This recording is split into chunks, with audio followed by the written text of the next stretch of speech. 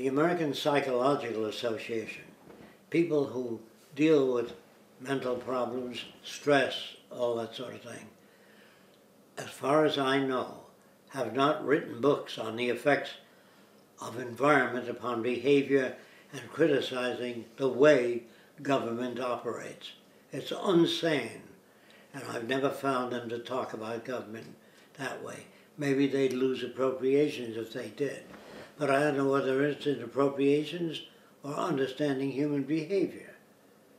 I know of no group of psychologists that advocated social change in order to avoid most stresses and most of the problems that people have. I've never known neurologists that laid out a plan for informing people with better methods of evaluation so that they don't have the stresses they have. Therefore, all their books seem to be maps of the brain and what region of the brain controls what pattern of behavior, which is all right anatomically, but does not describe or alleviate problems. Knowing the anatomy of the brain will tell you that a tumor in a given location will cut out speech or visual. That's all good information. But that's not what the Venus Project is about. The Venus Project is about finding solutions or workable ways of influencing people to modify their behavior to fit the circumstances of the world, not the opinions or reactions or emotions of an individual. So when a person says to me, let's have input from the scientific community, the reason I don't go for that, because the scientific community never came up and said, why go to the moon when the earth is falling apart? Let's solve those problems first. They don't participate. They don't seem to suggest a direction. They merely describe the anatomy of the brain, which is all right. I have nothing against it, but they have no direction. I've never known the American Association of Architects to lay out a whole city system. They say the green rooftop. Well, the greening of a building does not change society. So the reason I do not seek information from the academic world is because they don't take it far enough. They deal with limited aspects of human behavior and limited functions of the brain. They study the brain. I would imagine, like I said before, if I fly over a village of thatched huts, which are up on stilts in water, I can tell you that the people probably live on fish, and their values are related to the coconuts and the food available on the island and the problems they have with other islanders wanting to take their women or their food away from them. So their philosophy would be a simple one, would not be high-level communication. So you don't need to go there and study the people. Just take a photograph. A photograph of New York City, Chicago, LA, any city shows every building a different size, which means every man for himself, which means it's a selfish, self-centered culture. I don't need to ask what people are like in Chicago. I know by looking at the city and the fact that they tolerate what exists. I haven't heard school teachers say, let us make education relevant to the needs of people. I've never heard the descriptive system from universities or any elaborate organization. The democratic concept, for example, where everybody participates and contributes, I believe they can only contribute that which they've learned from the culture. And they can't be that different and be a member of a standard organization. Now, if a person says there are lots of aspects of the Venus Project that Jacque doesn't cover, you haven't asked those questions. How do you know that? So you have to say, Andrew, what are his views on child nurturing? What are his views on family? What are his views on education? And get that down and compare it with the academic world. You'll find that it's very different, except the anatomy. When a doctor says this is knee reflex, this is the temporal lobe, he's right, frontal lobe, all that's a map. There's nothing the matter with that, but it doesn't deal with any problems. I find most architects self-centered, designing buildings and being proud of what they design, and sharing rooftops of green, which is all right, but that isn't the answer to the problems. So I felt if the academic world had any validity, they'd be in confrontation with established views. I do not find that.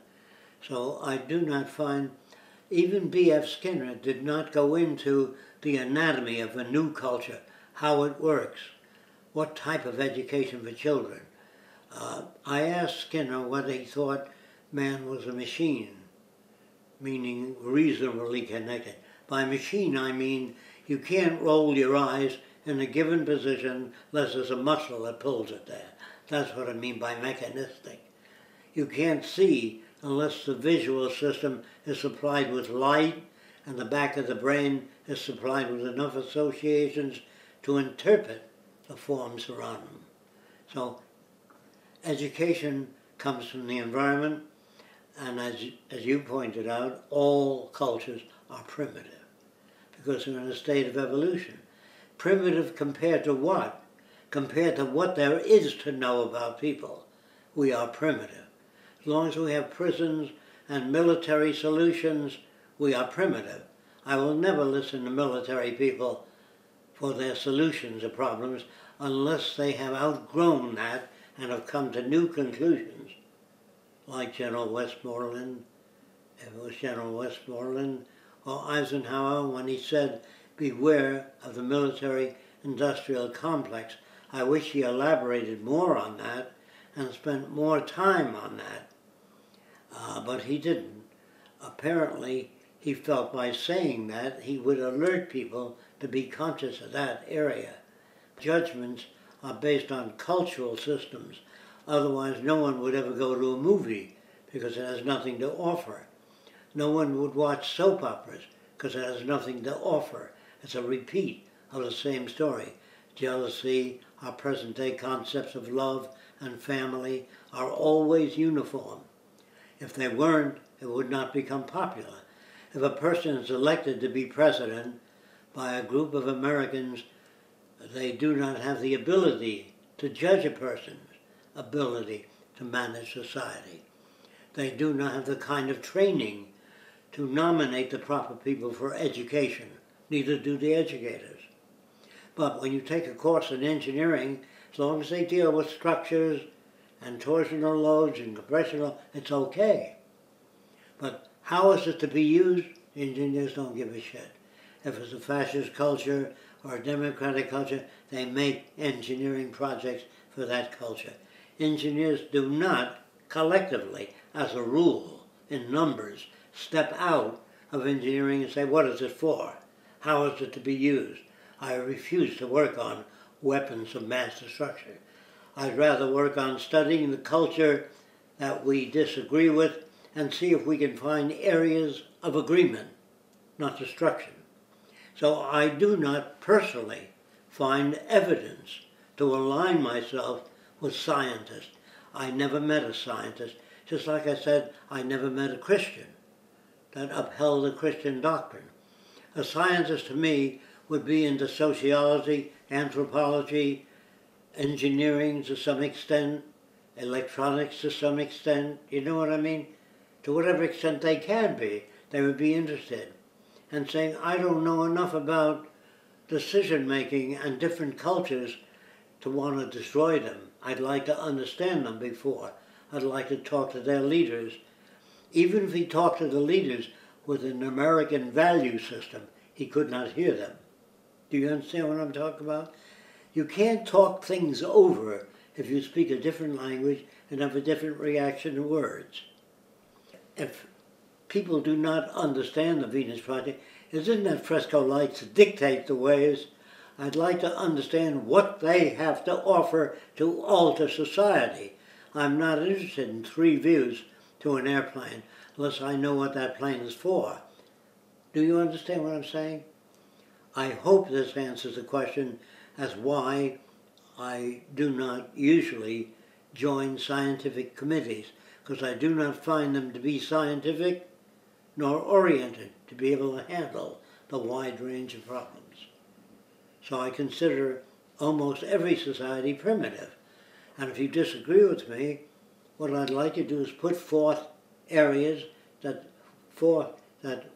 enable me to see the shortcomings. But don't say I don't agree with them. Point out to the area of disagreement or what you think you disagree with. But without a conversation, without attending the tours, without sitting down and sharing ideas, it'd be very difficult to know exactly how I mean certain words. There are many semantic problems that can be resolved with a personal meeting. I don't know how to resolve problems with scientists in general, unless I meet with them as individuals for a given amount of time. I can't give a guy in 20 minutes what I believe, even if he's a scientist. There are some scientists that will take to this right away. I know that, because they're looking for answers and they don't have the tools. I haven't met many. I've met many scientists, but I've only had brief encounters with them, like 10 minutes, 20 minutes, but never a long period of exchange of ideas, so far. This is the reason I do not seek answers from the academic world.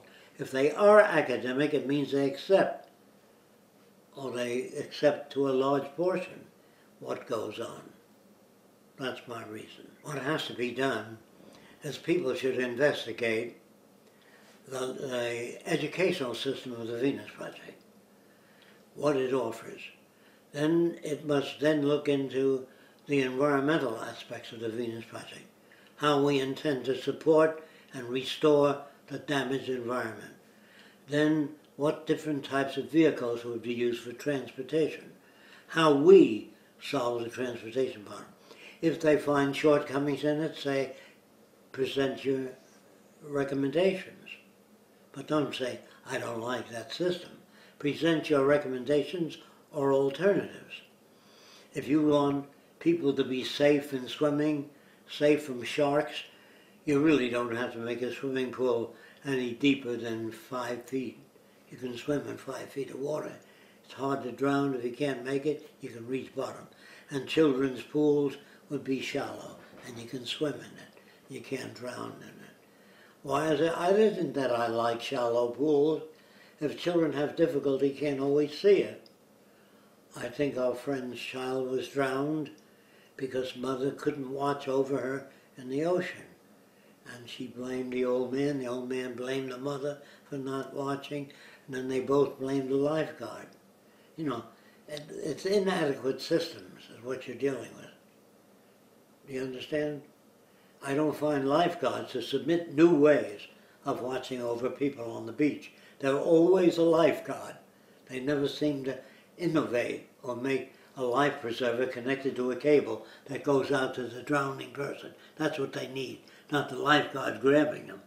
They need this thing getting there faster. The lifeguard can only get there at a certain speed. So I would design a life raft that moved out very fast, stopped by proximity mechanisms, and then move slowly toward the person so they can grab it. And if they can't grab it, you send human assistance on a vehicle out that way. Anyway, I've never heard of lifeguard associations making recommendations, except binoculars for the lifeguard to look around. But limited, very limited. Lifeguards are not trained as innovators. But if you bring innovators to the system and say, how can you innovate that system to make it more efficient? If a man is mechanical, he might make a life preserver connected to a cable.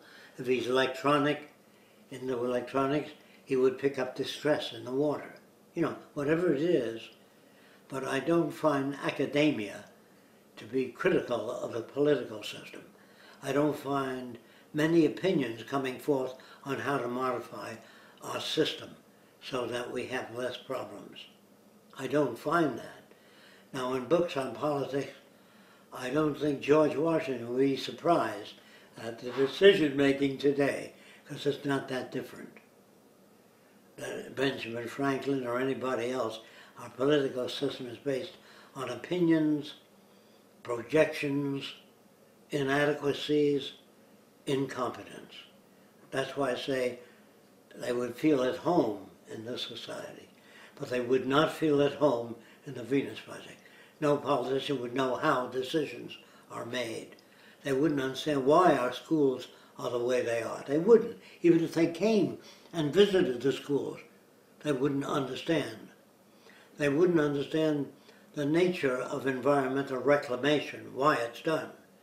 And they wouldn't understand where you get the money to do environmental reclamations. If the earth is declared common heritage, that's the only way you can have access to anything.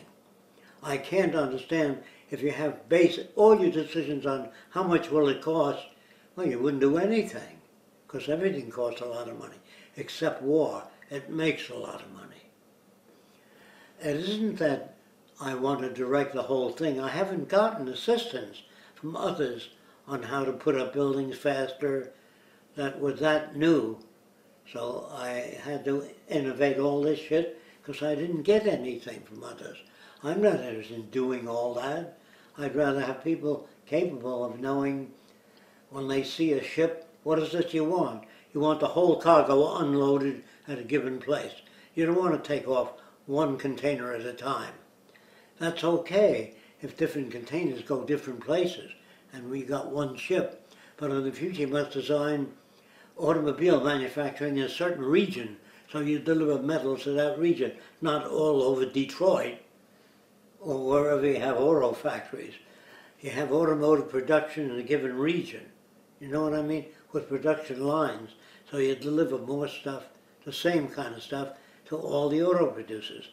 Cows and farming would be in a region with farming canning factories nearby the farm, is not 50 miles away. Do you understand what I'm saying? I don't know any other system. I've never heard of a food producer that said, I'm going to open a cannery on my grounds so I can can the string beans. And besides, they wouldn't rot if he did that right away. I never heard of an undertaker making recommendations for the use of usable organs before the burial. You know what I mean? A kidney, whatever it is you could get. And you don't ask people whether they want to give their kidney if they're dead. They say, well, I want to be buried whole. The Jews do not permit dissection. But the Jews won't ever know what the inside of the body is like if you don't permit dissection. You know what I mean? But people will die due to their belief systems. But if you want to go with that belief system, you can go, but I can assure you, you won't live as long as other systems. And if our system can't make the appropriate decisions, we'll be surpassed by China or North Korea or some other country that can make those decisions. I don't say they will, but we will be surpassed if we can't make the appropriate decision. So nature is a final eliminator, not Fresco. I don't eliminate people. If their insufficiency is every man for himself, then that society will run as long as evolution will permit it to run. You know, until the system is automated and they fall on their face. That doesn't mean social change will be made. It means people might die fighting each other and killing each other and riots because of different values. Unless there's something put out there that people can understand. I think I could sell the package, if not all the people, a great many people, enough to influence them. Because I don't come there as an American to get them to accept our value system as the only one. And you don't attack their customs.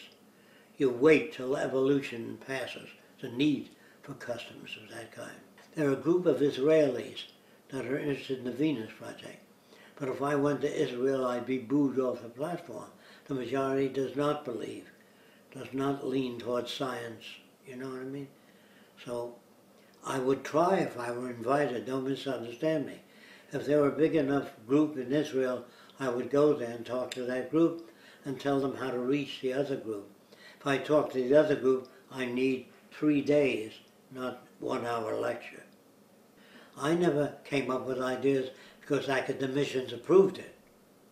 I came up with them trying to find a working solution. Academia doesn't know how to stop wars. Academia doesn't know how to ask, what is the bomber for? They don't seem to do that. That's why I don't respect them. If they understand my direction, that's more important than being a member of academia. And people would say to me, are there any great people that accept the Venus Project? There's something the matter with them. They have a low self-sufficiency. If the great man says it's a good idea, they'll follow it. I don't want that kind of shit. Do you understand? If you say, are there any famous people that accept the Venus Project? Not that I know of. Because you will then go along, because Einstein said it was okay. What about you? Bill Gates. If you understand what I'm talking about, you say it's okay, even though the world doesn't agree with you. The guys in the old days that believed the earth was round must have had a very rough time with academia. I think it was academia that burnt them. It's academia today that can cut you off. That can say the man's completely unqualified, never went to MIT, has no record of achievement in this world. This is all true, but that doesn't mean anything. What means something is that people understand that if you don't take care of the environment, you lose it. That isn't difficult, but it may be. I guess the experts know what they're doing. Let's leave it to politicians. At least they know what they're doing. I don't believe they even know what they're doing. I don't believe they have the slightest idea of what they're doing. I believe they're academicians that believe one opinion is as good as another. How many Catholics visit a Lutheran or Presbyterian church to get their point of view? To go feel which one is close? Some do, I don't doubt that. There are many religious people that go to different churches and stop at the one nearest to their values. That's what all people do.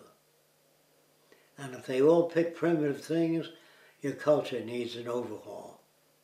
If we still go to war, you know, I think in the motion picture Things to Come, somebody said to Dr.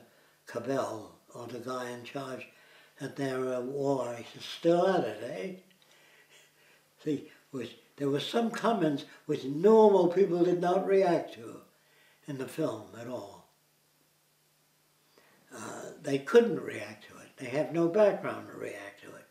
They found a bunch of scientists running things, and it just didn't look right. It looked like the answer was, H.G. Wells' friend said it sounds like fascism. Now this system would sound like fascism, because Fresco lays out the schools, the buildings, the cities, only because not enough people are into that yet. But there will be more people laying it out as they get into it. Edison taught people how to use the electric light, how to build generators, or people that made generators for Edison taught people to make generators. But the average person did not get up and say, I don't want any generators, is not God-given. There were some people that said that never used generators. They're out of business. So presenting ideas is not the answer. Preparing people's attitude to be able to hear new ideas, so when they listen to you, they say, I don't know enough about the subject to make a decision. I think I'm going back and read up on it and come back next week. Very few people do that. Sure, you'll find evidence among some academicians to support some of the concepts, but not enough. I hate to use academicians because they climb up on your back of innovators. But I do understand reliance on academicians to help support the project, but that isn't real. I think people had to learn from the Wright brothers how to build airplanes.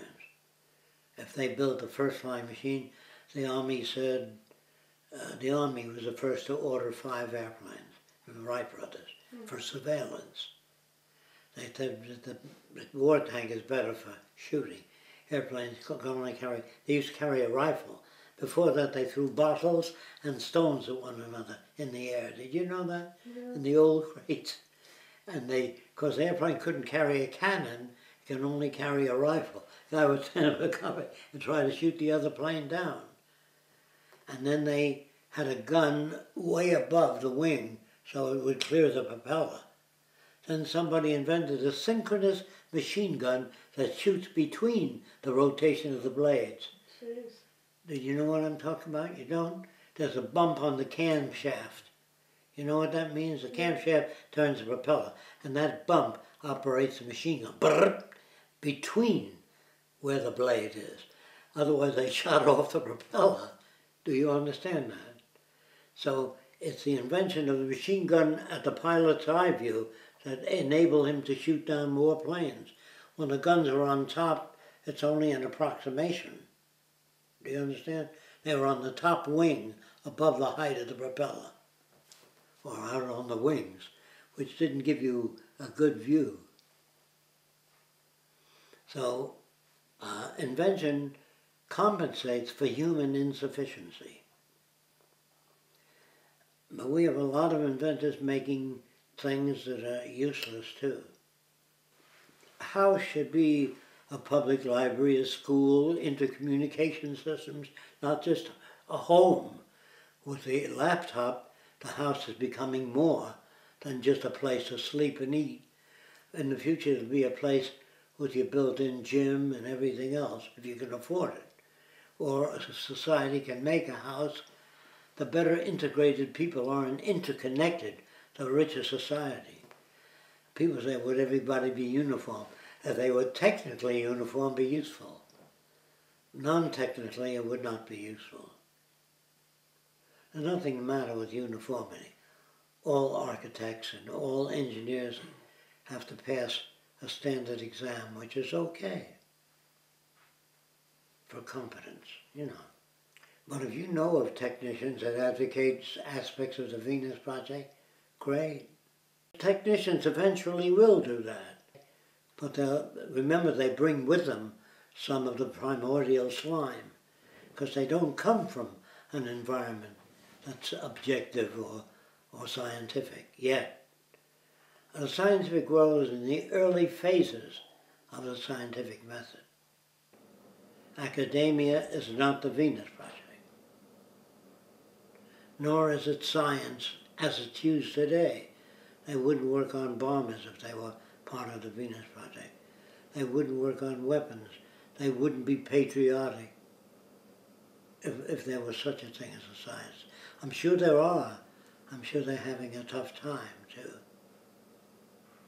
I'm sure that some scientists must come to some conclusions similar, but not all joined together. It's very rare for someone to have this identical environment I had. It's very rare. No, they don't come to the same conclusion. No. They believe, most scientists believe in free will.